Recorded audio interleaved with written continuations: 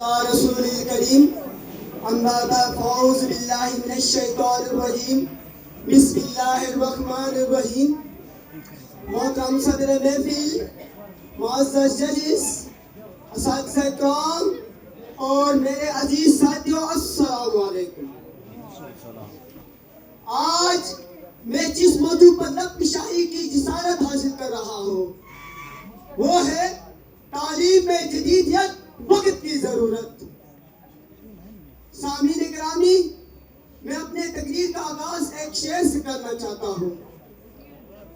نہیں تیرا نشیمن کسر سلطانی کے گنبد پر، نہیں تیرا نشیمن کسر سلطانی کے گنبد پر، تو شاہی ہے بسیرا کر پہاڑوں کی چٹانوں میں. محترم سامعین، کسی نے کیا خوب کہا ہے، تعلیم وہ ہتھیار ہے جس سے آپ دنیا فتح کر سکتے ہیں.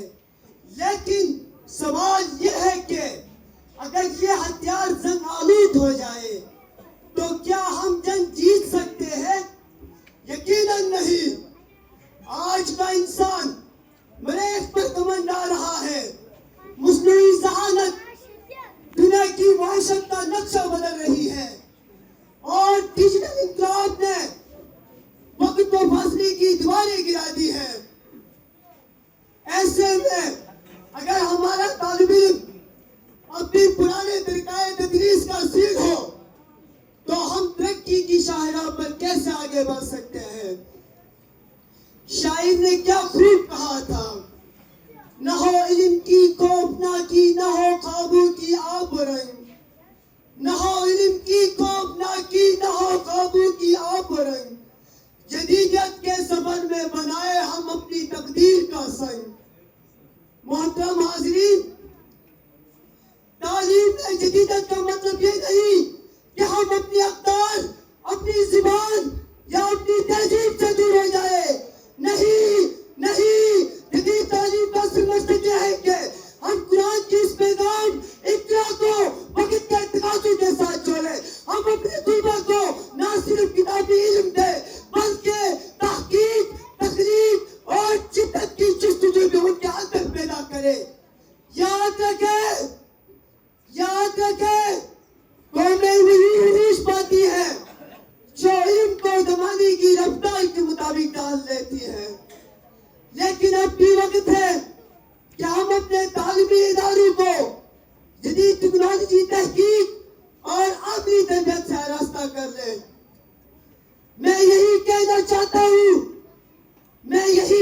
چاہتا ہوں کہ تعلیم اگر درخت ہے تو جدیدیت اس کا پھل ہے. تعلیم اگر سمندر ہے تو جدیدیت اس کی موج ہے. تعلیم اگر چراغ ہے تو جدیدیت اس کی روشنی ہے.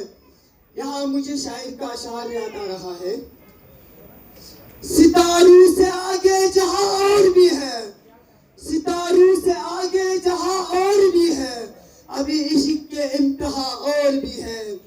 تو شاہی ہے پرواز ہے کام تیرا، تو شاہی ہے پرواز ہے کام تیرا، تیرے سامنے آسماں اور بھی ہے.